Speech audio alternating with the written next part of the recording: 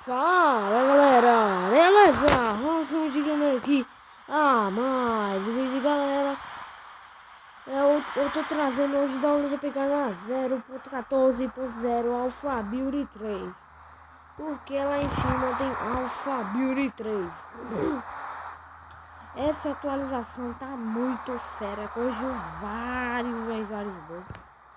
Inclusive o bug da armadura branca, que foi corrigido na Alpha Beauty 2, que estavam chamando de Alpha Beauty 1. E isso foi um erro na hora de editar o Minecraft Pocket Edition. Galera, esse foi o vídeo. Não, galera, tô brincando. Agora o mapa tem uma nova função. Quando você tá com o mapa branco, aparece esse botão aqui, Create Map. Só que ainda ele não foi traduzido para o português. Você está vendo que o mapa aqui ele está traduzido. Só que o mapa em branco também. Só que esse botão aqui, Create Map, não está traduzido. Vai ser traduzido nas próximas betas. Deixa eu coisar a acessibilidade.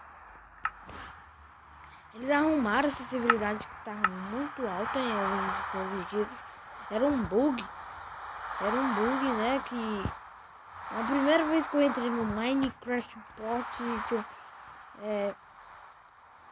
a 0.14 alfabeto, tava com um bug da acessibilidade, tava muito grande a acessibilidade. Não tava no máximo não, tipo, a opção, porque tava no último, né, não tava no máximo. Eita, tá bugando aqui, viu, meu amor? E galera, se for vídeo, galera, espero que vocês tenham gostado. Deixe seu like, favorito, se inscreva aí no canal para mais vídeos.